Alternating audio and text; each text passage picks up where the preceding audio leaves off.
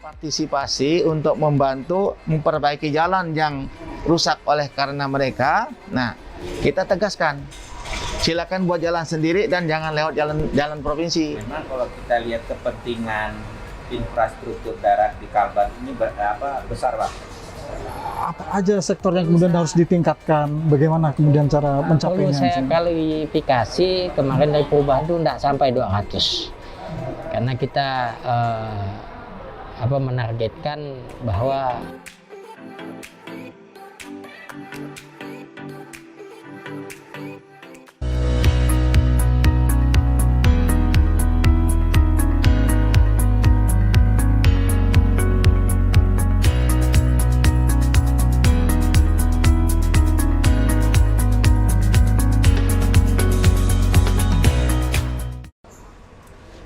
Selamat siang pemirsa Inside Talk dimanapun Anda berada. Senang sekali kita bertemu lagi dalam acara Inside Talk. Kali ini ada 3 narasumber yang hadir di depan kita. Yang pertama adalah Bapak Haji Rian Norsan. Beliau adalah Wakil Gubernur Kalimantan Barat. Selamat siang, Pak. Assalamualaikum, selamat siang. Nah, narasumber kedua kita adalah Bapak Subhan Nur.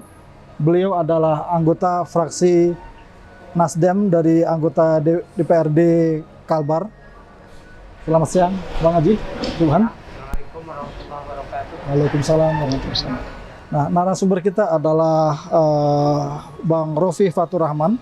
Beliau adalah Ketua Ikatan Arsitektur Indonesia. Selamat siang, Bang Rofi. Nah, sebagaimana kita ketahui, infrastruktur merupakan sesuatu yang penting sekali bagi kehidupan masyarakat. Karena dengan infrastruktur yang baik, maka kehidupan akan menjadi lebih baik. Ekonomi bertambah dengan baik dan juga akan meningkatkan seluruh sendi-sendi kehidupan masyarakat. Nah, topik kita kali ini adalah bagaimana kita melihat infrastruktur yang ada di Kalimantan Barat, khususnya adalah jalan raya. Nah, pertanyaan pertama saya akan mengajukan kepada Bapak Rian Norsan. Bagaimana Pak pembangunan infrastruktur jalan yang ada di Kalbar saat ini? Apakah kemudian juga sudah sesuai dengan target yang sudah dilakukan? Apalagi dalam pilkada kemarin itu, pembangunan infrastruktur adalah salah satu hal yang akan segera dicapai dalam pemerintahan Bang Haji Norsan misalnya. Nah, silakan Pak. Ya. Baik, terima kasih. Nah, untuk infrastruktur di Kalimantan Barat ini, nah sesuai dengan visi dan misi kami, ya. Yang pertama adalah meningkatkan pembangunan infrastruktur, ya, kemudian tata kelola pemerintahan yang baik. Nah, mempercepat pembangunan infrastruktur ini di Kalimantan Barat, ya.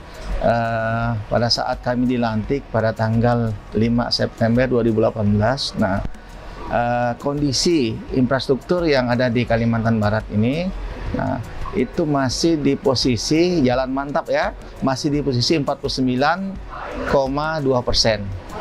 Nah, kemudian di 2020, nah kita sudah mencapai di angka 54%. Kemudian sekarang di 2021 jalan mantap kita sudah mencapai di angka 60,5%. Nah, sehingga pembangunan infrastruktur yang kita canangkan itu memang belum tercapai target yang maksimal yang kita inginkan. Nah, karena ada beberapa kendala di tahun 2020 kita menghadapi pandemi COVID-19. Nah, sehingga anggaran yang tadi kita alokasikan untuk pembangunan infrastruktur, nah itu transfer dari pusat berkurang, ya, berkurang terbagi dengan penanganan pandemi COVID-19. Namun di tahun 2021, nah kita mencoba lagi untuk menganggarkan, ya, di kondisi jalan-jalan yang masih perlu ditangani. Nah, sehingga insya Allah target kami di tahun 2023 nanti, nah kondisi jalan mantap yang kita targetkan mencapai 70-80%, insya Allah akan tercapai. Kira-kira langkah-langkah apa yang kemudian juga percepatan apa yang kemudian dilakukan untuk menuju 70% tadi?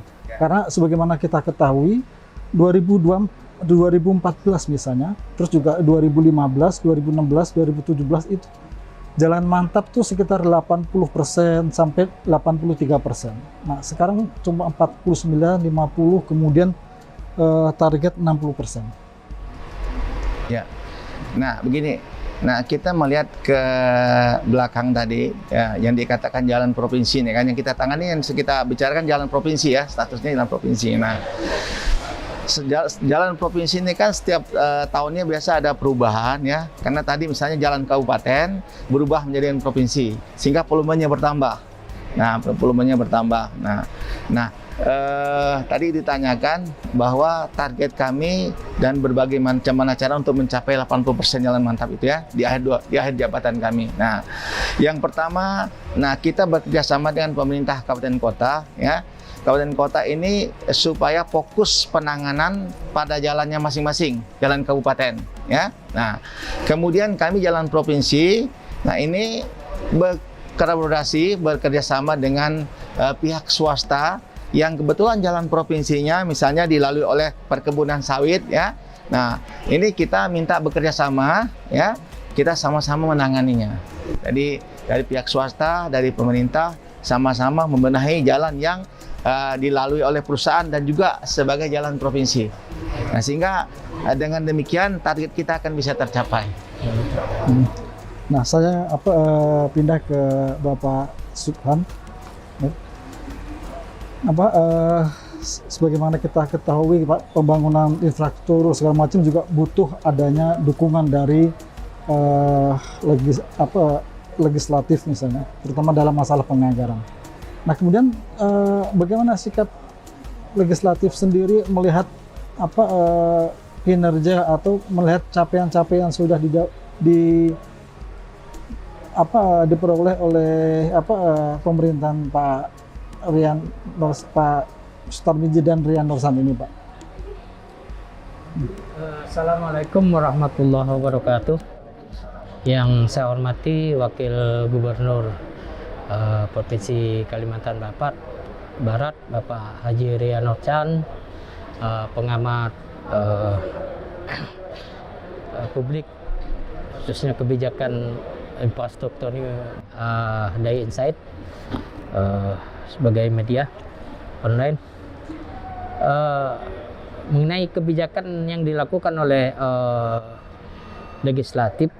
Tentu kita sebagai lembaga yang mempunyai tugas controlling tidak terlepas dari misi gubernur dan wakil gubernur, yaitu terwujudnya kesejahteraan masyarakat Kalimantan Barat melalui percepatan pembangunan infrastruktur dan perbaikan tata kelola pemerintahan.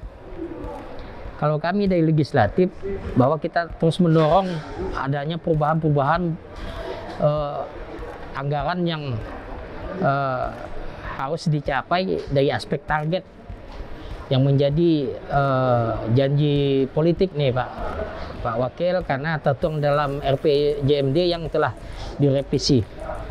Ada satu hal yang menarik dari pernyataan Pak Gubernur, bahwa kondisi jalan mantap itu memerlukan dana kurang lebih 7 triliun. Nah, ini pernyataan pres. Tapi kalau kita lihat dari segi penganggaran masih jauh dari harapan, sehingga target-target ini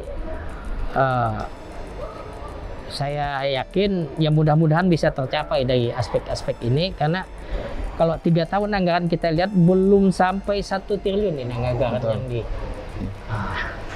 jadi 1 triliun lebih. 1 triliun belum, Pak, karena ini kan menyangkut pada OPD, belum, masih tahun bukan 2021 spesifik akhir kepada 2021 pembangunan infrastruktur jalannya. Sehingga kita dari legislatif mendorong kemarin bahwa KUA PPAS ini kita minta ada tambahan target pendapatan kurang lebih 200 miliar, itu yang kita arahkan 105 miliar ini untuk pembangunan di seluruh provinsi Kalimantan Barat, 105 miliar. Kemudian dari perubahan 2021 ini, dengan terbitnya kemarin surat edaran gubernur, kita juga protes kemarin Pak. Masalah penundaan proyek-proyek yang sifatnya infrastruktur jalan ini jangan sampai terjadi. Ada ruas-ruas jalan yang kemarin sempat mau ditunda itu, udah alhamdulillah bisa kita perjuangkan untuk tetap lanjut karena udah dilelang nih. Nah, oleh sebab itu kalau dari segi kondisi real di lapangan, memang apa yang diakui juga oleh Pak Wakil Ria Nursani, ini kan masih 3 tahun lah. Artinya mudah-mudahan kuncinya kan pada aspek pendapatan juga. Ya mudah-mudahan nanti apa yang menjadi pernyataan kemarin ada 1,2 triliun bisa kita dapat dari pajak ekspor CPO karena Kijing ini sudah buka. Ada potensi kalau tidak salah 2 triliun Pak ya. 2 triliun kalau udah normal nih 3 tahun ini tercapai, tapi kita berharap ada konsistensi lah, konsistensi dari bagaimana. Kalau untuk yang infrastruktur lain kita tahu bahwa belum menjadi keluhan masyarakat yang inilah, tapi kalau yang jalan ini kan sampai kemarin ada demo lagi kan masalah. Ini kita harapkan bahwa target-target yang telah ditentukan dalam revisi RPJMD ini harus terrealisasi. Ini maksudnya harus ada konsistensi, itu tadi maksudnya seperti apa, Bang? Karena begini, apakah selama ini pemerintah provinsi kurang konsisten dalam menargetkan pendapatan daerah atau seperti apa? Kita tahu gini bahwa infrastruktur jalan itu adalah pelayanan dasar wajib, bukan pilihan. Kita tahu bersama bahwa pemerintah daerah ini juga membentuk badan proyek strategis daerah Pak ya. Artinya hal ini harus dikawal, jangan sampai apa yang menjadi kritikan masyarakat kemarin contoh.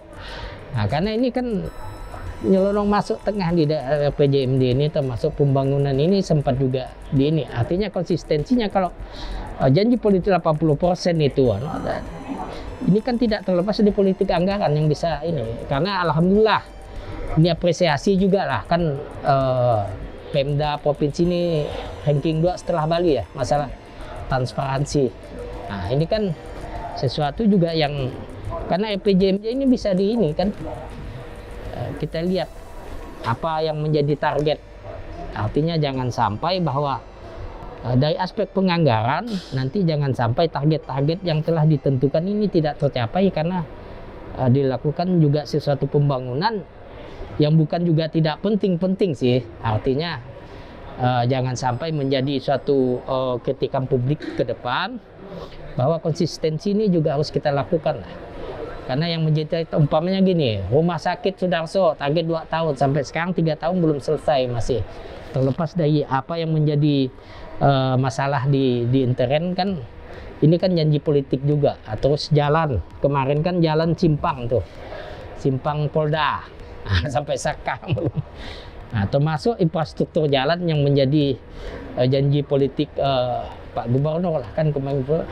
Kedua, saya juga mengingatkan jangan memberikan suatu janji yang juga nanti akan tidak terrealisasi. Contoh, ada janji akan memfokuskan jalan dengan menganggarkan 1 triliun. Kalau kita lihat untuk 2022 ini Pak Ria itu jadi Pak Gubernur kemarin, bukan Pak Wakil. Kan hanya terrealisasi hanya kurang lebih 290 lebih lah karena ada tambahan. Ya kita inilah kan mengingatkan nanti jangan sampai hal ini terjadi.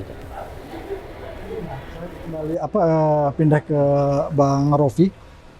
Bang Rofi, seperti yang kita dengar tadi dari Pak Wakil maupun Pak Subhan, Anda melihatnya gimana sih? Bagaimana pembangunan infrastruktur jalan yang ada di Kalimantan ini? Apakah kemudian juga janji politik itu sudah sesuai dengan apa yang kemudian ditemukan di lapangan. Kalau memang sesuai seperti apa, kalau memang belum, apa yang kemudian harus dilakukan. Saya minta izin Pak ya, saya kalau itu agak susah bernapas. Izin Pak Bagong, Pak Rian Norsan, Bang Suban dari anggota Dewan. Kita mau coba sepakati dulu Pak. Artinya begini, kita sepakat bahwa Kalbar itu provinsi keempat terluas di Indonesia. Artinya memang sebagai provinsi terluas ini segala macam risiko infrastruktur adalah ya artinya berat tanggung jawabnya gitu kan. Kedua, kalau misalnya kita bicara infrastruktur tidak hanya jalan, artinya ada pendidikan, kesehatan, transportasi, sumber daya dan segala macam. Walaupun dalam hal ini kita bicarakan adalah aksesibilitas pencapaian.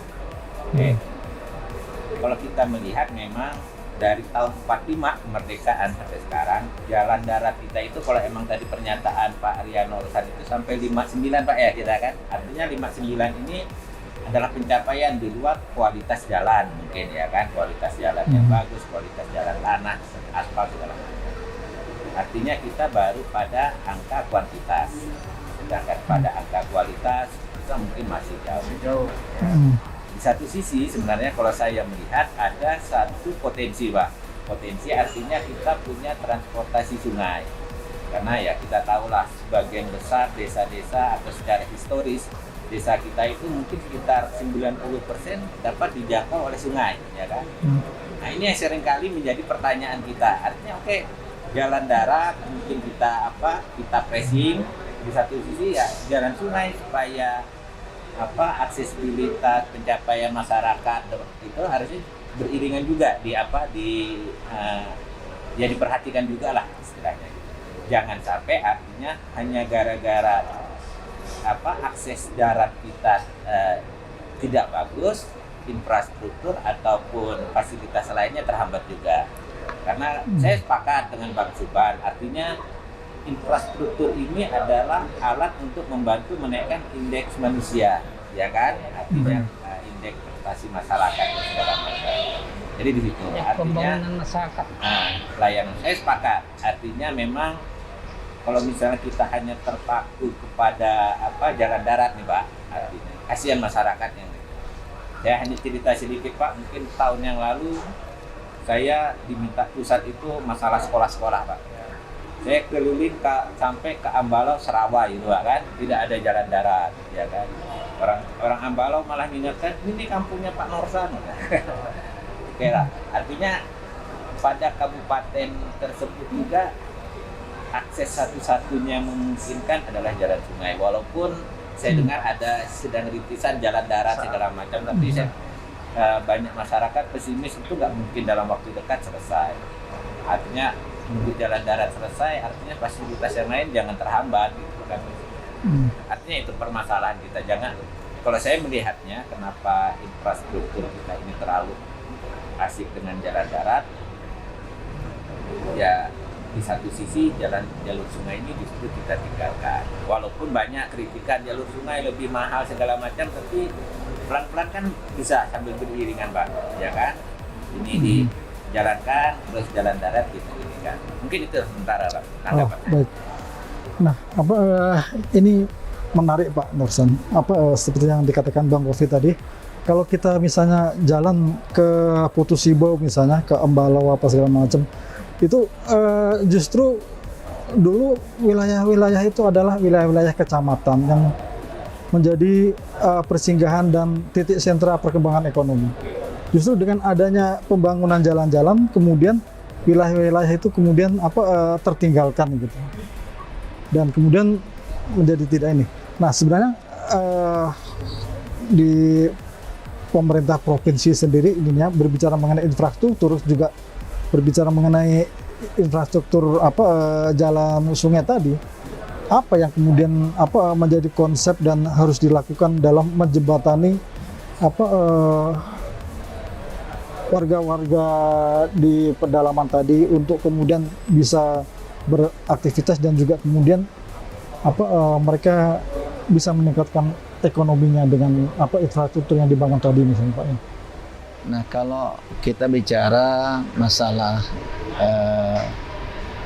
infrastruktur di pedalamannya itu memang kita tidak lepas dari dua tadi yang dikatakan Pak Ropi ya, itu melalui jalur sungai itu masih dilakukan masyarakat di sana. Nah, ini yang paling banyak dilakukan masyarakat di pedalaman ya, jalur sungai. Nah, kemudian jalur darat. Nah, kalau jalur darat tadi kenapa di Melawi itu Kabupaten Melawi ya, yang arah dari Nangapino kemudian menuju ke Serawai. Memang tidak ada akses jalan provinsi situ, Pak. Ya. Nah, yang ada hanya jalan perusahaan. Kita nyebrang dari Ela Ilir, nyebrang langsung kita bisa menuju lawan jalan perusahaan, bisa langsung sampai ke Serawai. Nah, di situ yang ada jalan provinsi di Melawi itu hanya jurusan dari Kota Baru, Sokan, kemudian di Sayan, nah sampai ke Menukung. Nah itu. Nah sekarang dalam 3 tahun ini kita tangani terus, Pak. Kita tangani terus dan alhamdulillah sekarang tahun ini kita anggarkan sebesar 10 miliar lebih ya, itu menangani dari Kota Baru menuju ke Sayan. Nah, dan insya Allah tahun 2022 yang akan datang juga masih kita anggarkan. Nah, insya Allah target kami ya 2 tahun ke depannya, nah jalan ini akan sampai titik akhirnya di Menukung. Gitu. Nah, tadi artinya apakah pembangunan sektor transportasi publiknya juga terbangun dengan adanya jalur-jalur sungai tadi, Pak ya? Ini kan juga yang belum tergarap, Pak ya. Bagaimana itu kemudian dilakukan, Pak ya? Nah, kita kan selain membangun jalan, nah juga APBD ini yang kita susun bersama DPR. Nah, kita juga kemarin banyak yang kita plottingkan untuk membantu masyarakat kita di bidang pendidikan, ya, bidang pendidikan, yaitu dari membebaskan biaya sekolah anak-anak kita yang SMA itu, ya. Nah, itu membebaskan dari ada berapa persen dari anak-anak kita yang kita tanggung ya biaya sekolahnya. Nah, ini apa? Untuk meningkatkan IPM tadi di sektor pendidikan. Nah, itu. Nah, sehingga dana itu tergerus di membantu masyarakat kita untuk meningkatkan pendidikan tadi, membiayainya ya. Nah, itu. Nah, kemudian kalau tadi Bapak tanyakan membangun transportasi publik ya.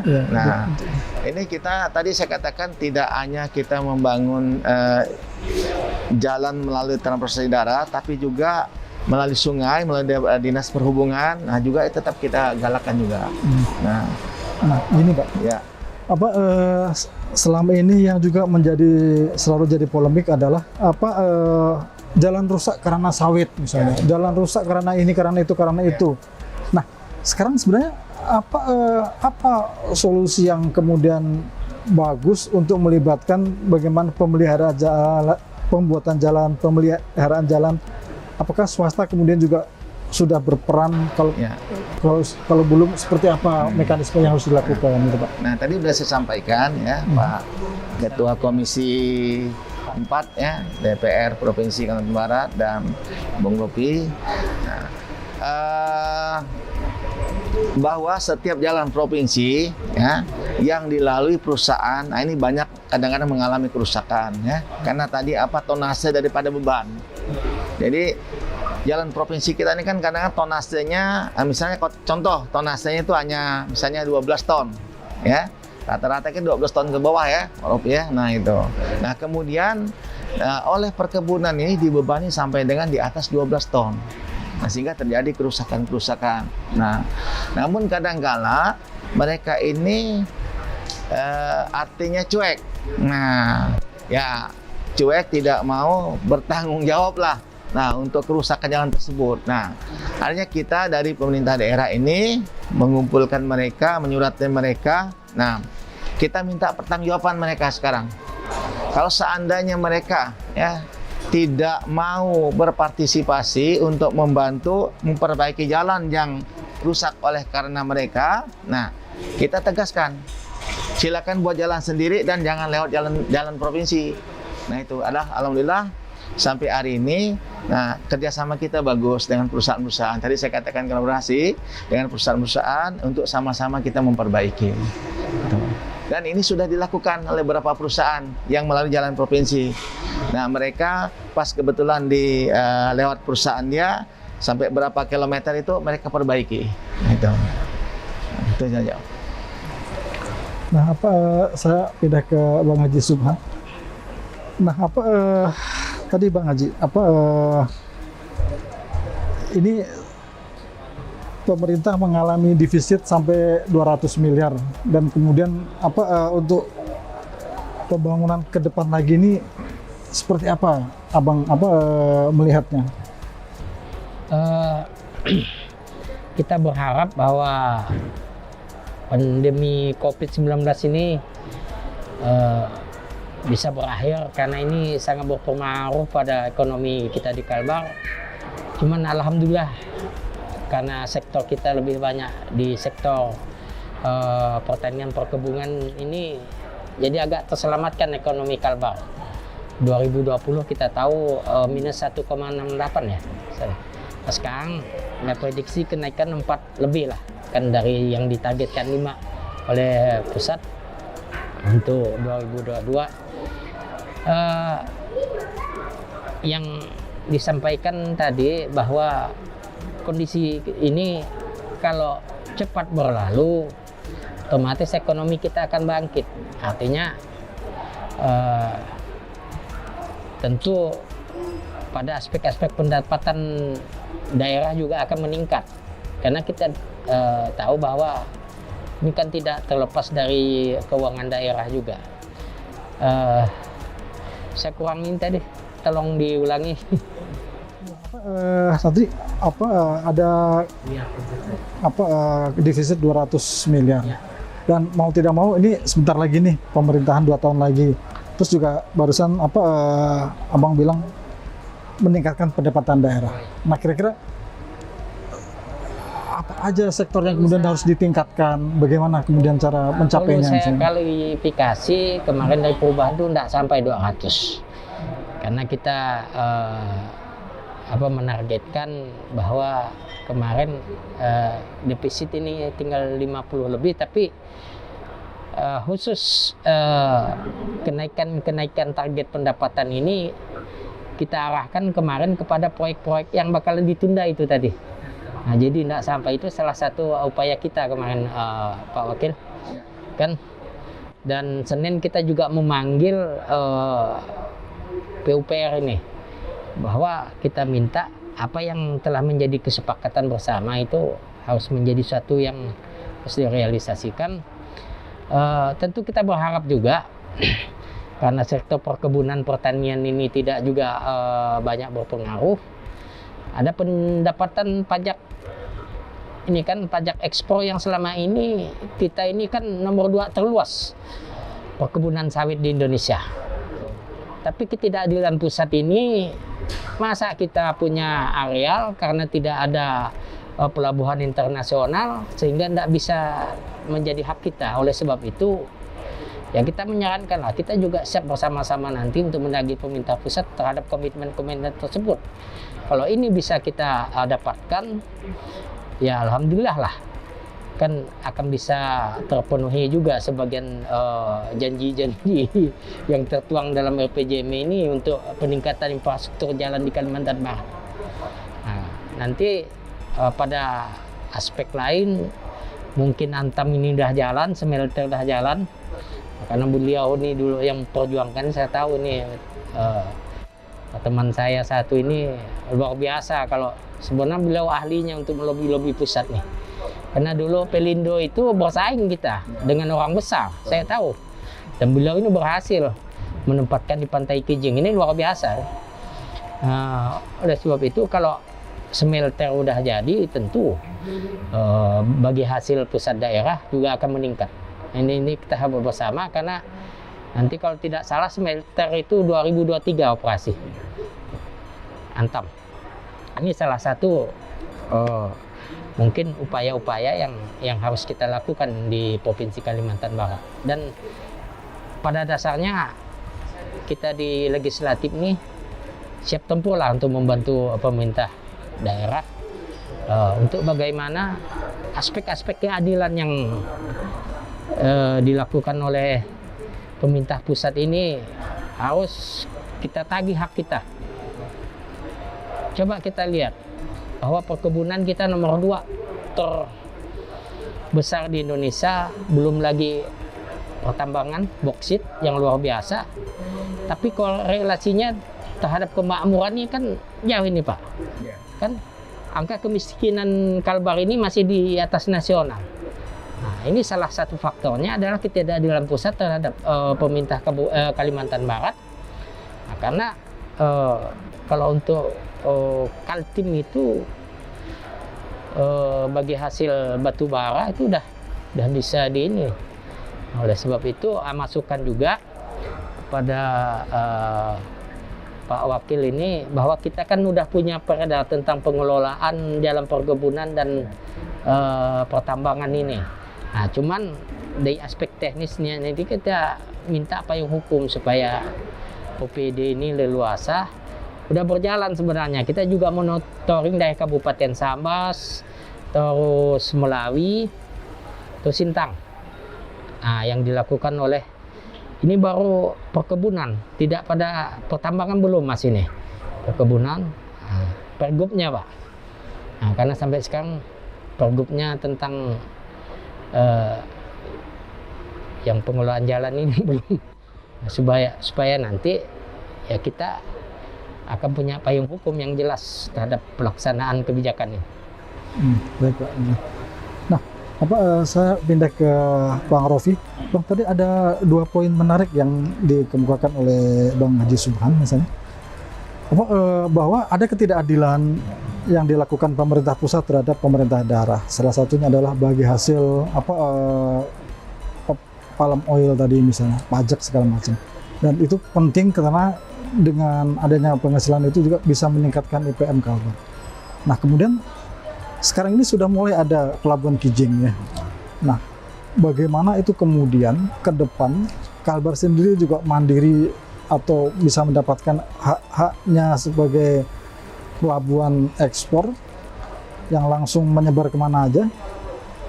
Apa yang kemudian juga harus dilakukan dan kemudian bagaimana kemudian sistem keadilan tadi bisa didapatkan sehingga bisa meningkatkan IPM di Kalimantan Barat ini? Terima kasih Bang. Jadi begini, kalau saya secara pribadi kita tidak pernah bermasalah, artinya kita selalu mendukung terhadap pelabuhan internasional. Artinya dalam skala nasional memang pelabuhan nasional ini kita perlu.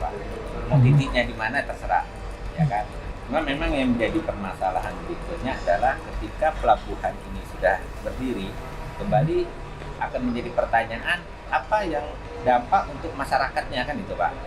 Artinya mungkin bagi pengusaha segala macam itu oke, itu mendapatkan sebuah income yang bagus dengan regulasi segala macam. Tapi pada skala misalnya pada pelabuhan itu masyarakat sekitarnya. Terus ketika sekarang sudah ada pelabuhan di Kijing, apa yang dampak yang masyarakat Ketapang dapatkan misalnya nih Pak kan? Artinya kan toleransinya seperti itu, ya kan? Jadi ya istilahnya subsidi silang lah istilahnya. Apa yang diperoleh lebih dari sini mungkin akan dibebankan di sini. Karena kita sadar Pak, memang tiap kabupaten itu mempunyai pendapatan berbeda, tantangan berbeda segala macam istilahnya. Artinya ketika pelabuhan ini sudah berdiri memberikan income tambahan yang bagus, ya kenapa tidak mensupport kabupaten yang anunya lebih rendah. Kembali bahwa hubungan antara kabupaten, kerjasama antar kabupaten dengan infrastruktur yang bagus, saya pikir itu kan akan menaikkan indeks masyarakatnya sendiri. Dan kedua, kalau misalnya seluruh beban fungsi dibebankan kepada sebuah kabupaten, misalnya Mempawah sebagai kota perdagang, kabupaten perdagangan, industri, terus pertambangan segala macam, saya pikir nggak bakalan mampu, ya kan? Artinya harus kerjasama dengan kabupaten sekitarnya. Artinya kembali bahwa apapun yang dilakukan oleh apapun yang terdapat di Pelabuhan ini bukan keberhasilan saya pikir Kabupaten Mempawah, tapi keberhasilan adalah tingkat provinsi. Sama itu yang akan menjadi pertanyaan kita juga, Pak. Walaupun isu tentang ibu kota negara ini masih samar-samar gitu kan. Artinya ketika ibu kota negara dipindahkan ke Kalimantan, ya kita Kalbar ini juga kan pasti akan terdampak gitu loh kan. Sejauh mana itu nanti hubungan pelabuhan ini terhadap IKN gitu loh kan, hubungan ini terhadap provinsi tetangga segala macam. Ini yang mungkin harus diperhatikan, Pak. Artinya memang walaupun saya pernah bertanya tentang analisa dampak lingkungan ada, Pak, memang, tapi analisa dampak sosial masyarakat memang yang saya baru mendengar berita kemarin dari pihak Bapeda, baru ada tim memang baru turun mengenai dampak sosialnya, tapi memang dampak hasil dari pelabuhan itu terhadap kepentingan, artinya kembali ke masyarakat itu dapat apa gitu kan. Itu sih yang menjadi catatan saya. Baik, kita langsung closing statement, Pak. Silakan mungkin closing statement terakhir juga pada Bang Subhan, Bang Adi. Kira-kira apa closing statement untuk topik infrastruktur di Kalbar ini, Pak? Nah, baik, kembali lagi tadi kepada visi misi kami ya, yaitu mempercepat proses infrastruktur dan tata kelola pemerintahan yang baik ya. Nah itu. Jadi kami tetap komitmen dalam arti untuk mencapai target ya, target jalan mantap itu akhir daripada 2023, akhir daripada masa kepemimpinan kami bersama Bapak Gubernur Pak Sutarmiji. Nah itu insya Allah akan tercapai di angka 80%. 80% insya Allah akan tercapai. Nah, kemudian kaitan dengan tadi pembangunan pelabuhan. Nah, pelabuhan ini sangat besar sekali dampaknya terhadap masyarakat Kalimantan Barat, terutama di bidang pertumbuhan perekonomian. Kenapa? Nah, dengan adanya pelabuhan ini, yang pertama tadi pajak CPO yang selama ini tidak pernah kita dapatkan. Nah, selama ini kita kan tidak punya pelabuhan, sehingga yang dapat itu Belawan, Merak, Belawan, nah dan Belawan ya itu. Nah itu. Nah, dengan nanti adanya pelabuhan ini, insya Allah, nah kita akan mendapatkan distribusi daripada pajak CPO. Nah, kemudian juga nanti dengan beroperasinya pabrik boksit ya, smelter SGA di Kabupaten Mempawah itu, nah kita nanti akan mendapatkan hasil bagi royalti. Boksit itu kan royaltinya 22% seluruhan. Nah, kita mungkin mendapatkan sekitar 12-13%. Nah, ini luar biasa. Nah, ini nanti akan ya menambah perekonomian Kalimantan Barat, dan kalau dampak kepada masyarakatnya sudah sangat terasa, Pak Ropi ya. Kita melihat sekarang ya, masyarakat yang terdampak daripada pembangunan pelabuhan ini. Nah, kita melihat sekarang masyarakat pertumbuhan ekonomi sudah bagus apa? Mereka sudah mendapat lapangan pekerjaan. Yang tadi mereka tidak ada lapangan pekerjaan, alhamdulillah sekarang kurang lebih 1.000 lebih masyarakat ya yang ada di Sungai Kunyit itu sudah mendapat lapangan pekerjaan. Nah ini, nah mudah-mudahan ini belum jadi. Kalau udah jadi kan sudah operasional. Nah nanti TKBM-nya itu, tenaga kerja bongkar muat dan lain sebagainya itu. Nah ini, nah jadi akhir daripada pertemuan ini saya mengajak ya masyarakat Kalimantan Barat, nah untuk bersama-sama kita, bersama pemerintah, bersama Dewan Perwakilan Rakyat Daerah Provinsi Kalimantan Barat ya, kita bersinergi bersama-sama ya untuk membangun Kalimantan Barat yang kita cintai ya, sesuai dengan kemampuan kita dan profesi kita masing-masing. Saya rasa demikian. Ya, masih. Silakan Bang Edi. Bagi kami di legislatif ini kan bagaimana kita mengawal janji politik gubernur dan wakil gubernur yang tertuang dalam target RPJMD 2018-2023 ini, yang kemarin sudah direvisi. berdasarkan pernyataan beliau bahwa target 80% ini akan tercapai. Kita berdoa bersama supaya kondisi-kondisi yang menghalangi dari target tersebut segera berlalu, termasuk pandemi ini, karena kita tahu yang jelas gubernur wakil gubernur masih hutang janji politik terhadap target tersebut. Ya, kita mengakui bahwa infrastruktur di bidang lain ini juga cukup inilah, umpamanya di dalam kota ini, terus ada lagi masalah pendidikan yang kita lihat dari pembangunan sekolah lanjutan atas dan SMK ini cukup merata juga di kabupaten. Nah, tapi yang menjadi topik banding kita pada ini yaitu infrastruktur jalan, masih penilaian kami menjadi utang politik nih, Pak. Artinya anggaran-anggaran ini belum sampai pada target-target yang tertuang dalam RPJMD, dan kita berdoa bersama lah, khususnya dana-dana yang sifatnya nanti menjadi hasil kita di APBD, kan pendapatan asli daerah ini segera meningkat dengan dibukanya pelabuhan Kijing. Kemudian smelter ini kan lumayan, Pak. Lumayan karena prediksi kemarin kalau udah normal 2 triliun, Pak ya. Khusus hanya Kijing saja, belum masuk yang boksit apa segala macam. Jadi yang jelas kritikan pasti terjadi oleh masyarakat kemarin. Ya, ini negara demokrasi lah. Masukan juga ya kita tidak usah henti dengan aspek-aspek kritikan sebagai bahan evaluasi kita bersama, yang kita ajak bagaimana pola kita ini kan musyawarah mufakat, dialog yang kita kedepankan. Artinya kita jaga bersama kondisi Kalimantan Barat ini yang udah cukup bagus, cukup kondusif, artinya ada ledakan-ledakan tapi bisa kita atasi, dan berharap bahwa multiplier effect tadi Pak di aspek ekonomi khususnya Mempawah ini pasti ada. Nah, karena kami kemarin monitoring on the spot di Antam dan Pelindo, memang sebagian masyarakat itu merasakan perkembangan ekonomi lah di sana kan, manfaat. Tapi pasti ada karena ini kan menyangkut SDM juga.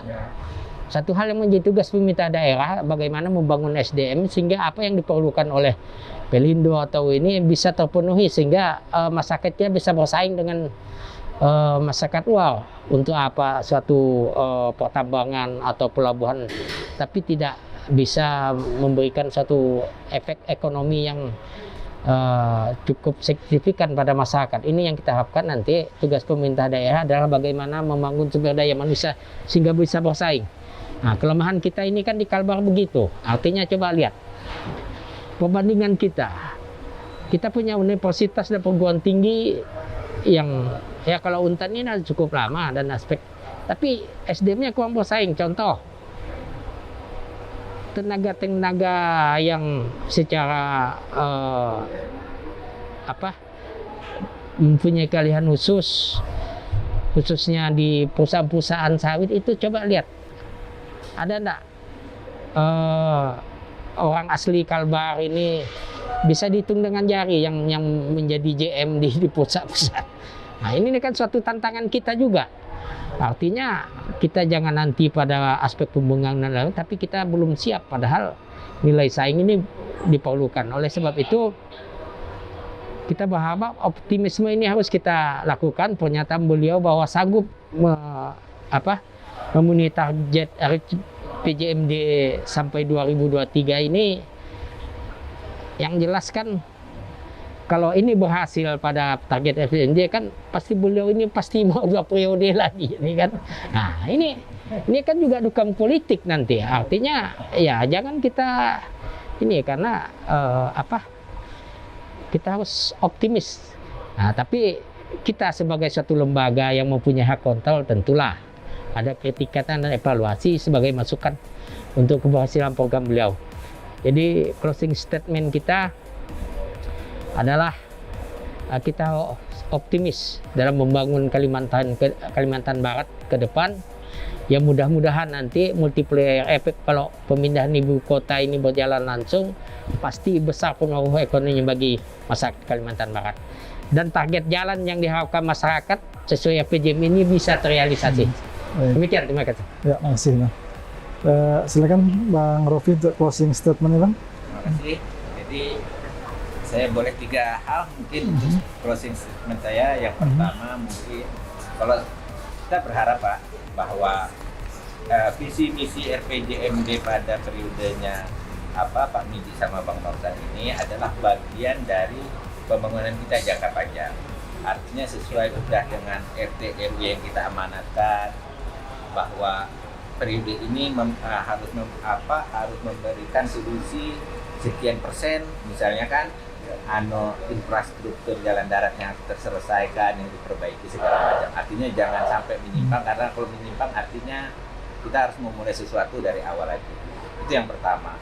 Terus yang kedua, memang kalau kita lihat kepentingan infrastruktur darat di Kalbar ini besar Pak.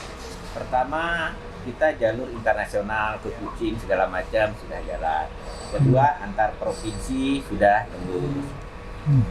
Artinya memang yang menjadi PR lah gitu kan adalah kualitas jalan dan transportasi.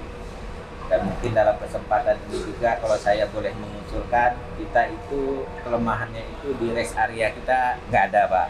Jadi artinya sepanjang jalan itu kita tidak ada rest area yang benar-benar berkualitas. Mungkin ini hanya usulan saya pribadi, silakan.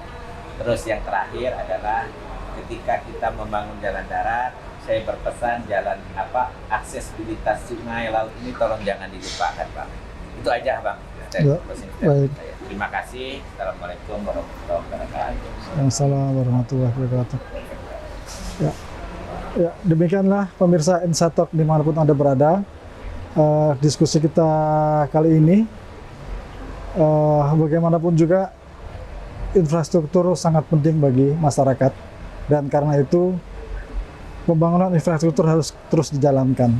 Nah, pemerintah sangat optimis bahwa 2 tahun lagi akan bisa mencapai target 80%. Dan ketika itu kemudian target tercapai, tentu janji politik itu kemudian bisa terpenuhi. Mari kita kawal semua bagaimana pelaksanaan pembangunan infrastruktur ke depan itu tetap berjalan dengan baik. Terima kasih.